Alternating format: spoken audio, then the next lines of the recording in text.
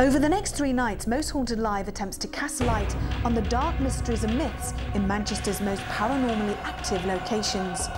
Our most petrifying investigation includes a magnificent and imposing 15th century home, the residence of many ghostly apparitions, a derelict and forsaken asylum where the oppressive and disturbing atmosphere can, some say, force you to lose your mind, and a location we have investigated once before, so terrifying we had to come back.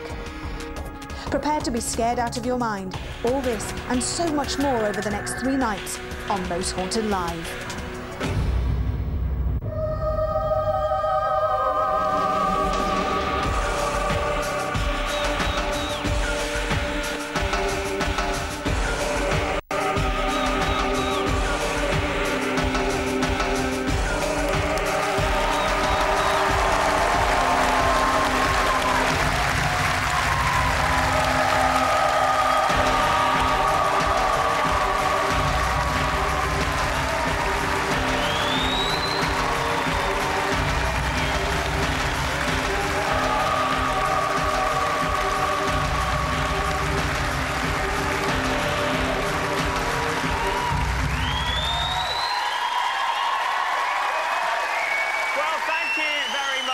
Indeed, this is Most Haunted Live. I'm David Bull, and I'm in the command centre of the world's biggest paranormal investigation. This is where all the data is collated as we try to unravel the unexplained. We've trawled through hundreds of potential destinations, and one city stood out above them all.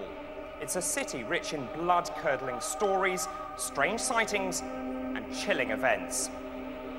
We've chosen the historic and magnificent city of Manchester in the heart of the northwest. This whole district is said to have been plagued by an overabundance of paranormal phenomena for centuries. And over the next 3 nights, we'll endeavour to unearth the truth and to shed light on the myriad of dark, sinister, and breathtaking eyewitness accounts.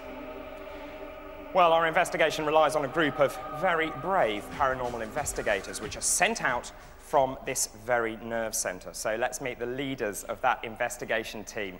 It is, of course, Yvette Fielding, Derek Okora, and Kieran O'Keefe.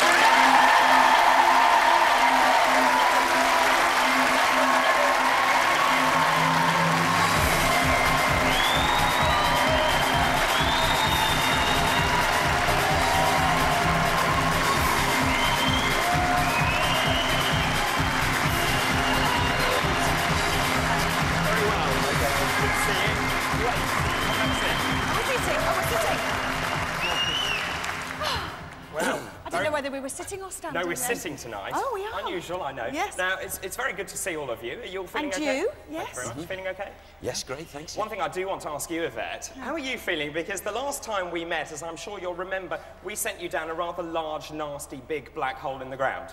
Did you? I can't remember you what day it is. You went down a mine. Oh, yes, that's right. and to be honest, we've not really spoken since then. So how are you feeling about tonight, given that last one and given what happened? You just don't know what to expect. I mean, on the last live that we did, we were sort of told, oh, you know, you're going to be going down a mine. And you know, you just think, well, OK, fine. And then when you get there, you think, oh, my gosh. Well, it's not normal, is it, to go down a mine? No, it isn't, no. Now, given that you do actually know a little bit about the locations over the next 3 nights, what are you anticipating?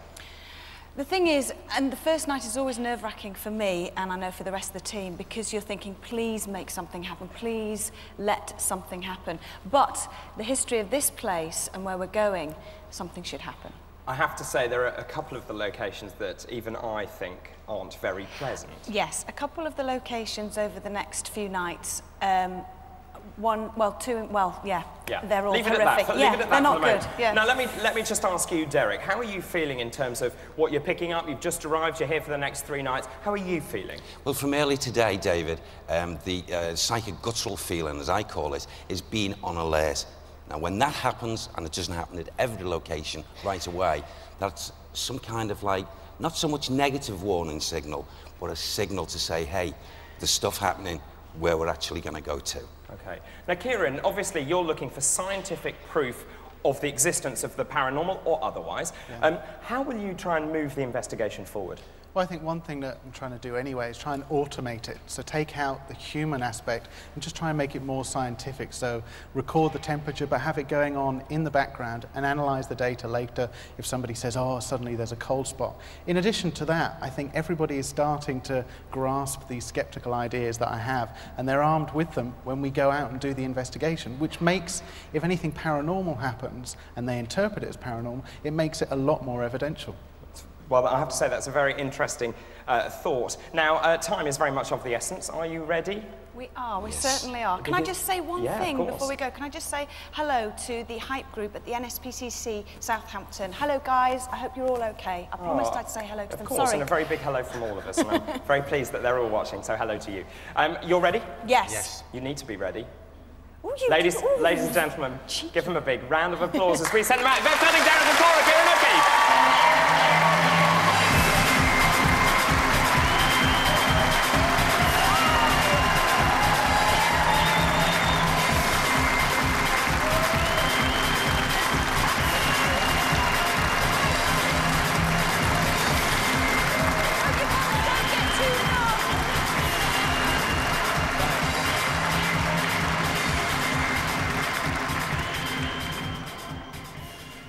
She lost me, really. Now, we have 3 nights of enthralling and exciting investigations ahead of us. But why did we choose Manchester? Well, here's the answer. Through the centuries, Manchester has experienced enormous transformations, growing from a Roman settlement into a bustling and thriving metropolis. But under cover of darkness, the spirits of Manchester's past are said to clamber out from their daytime hiding places and wreak havoc. During the intense redevelopment of the city's historic buildings, some say residual energies and shadows of the past are being unwittingly unleashed. The whole city and its surroundings are reputedly home to a vast array of ghostly phenomena. Join us as Most Haunted Live brings to light Manchester's notorious dark, paranormal reputation.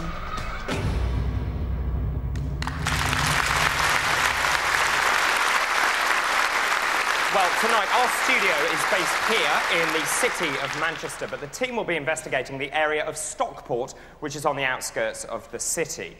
So what is in store for them? Well, we'll find out from our resident historian and, of course, accomplished author. It's Richard Jones. Good evening, David. Very good evening to you, Richard. Now, without giving too much away, tell us a little bit about the history of this area and possibly what the team might expect. Well, we've got a history going back 2,000 years. The Romans were the first to recognise the strategic importance of the area. The Romans left in about AD 407 to AD 410, and since then, Angles, Jutes, Danes, they've all passed through.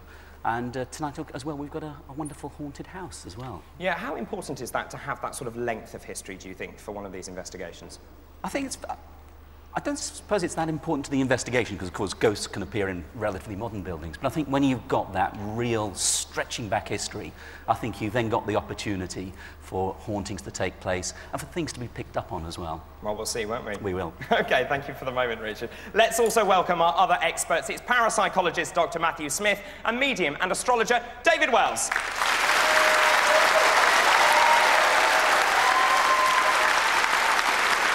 Well, a very good evening to both of you, gentlemen.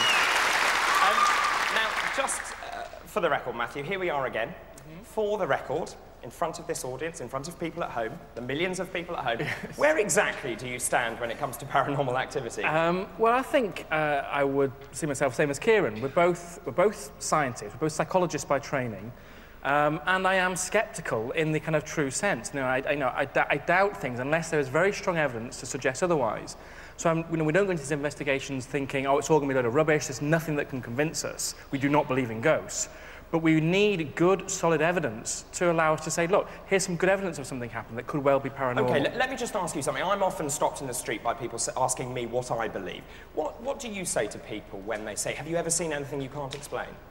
In terms of, supposedly haunted locations, I've had a few experiences, even on these shows, when I've gone out and been out on locations where you think, well, something's a bit unusual and it requires further investigation.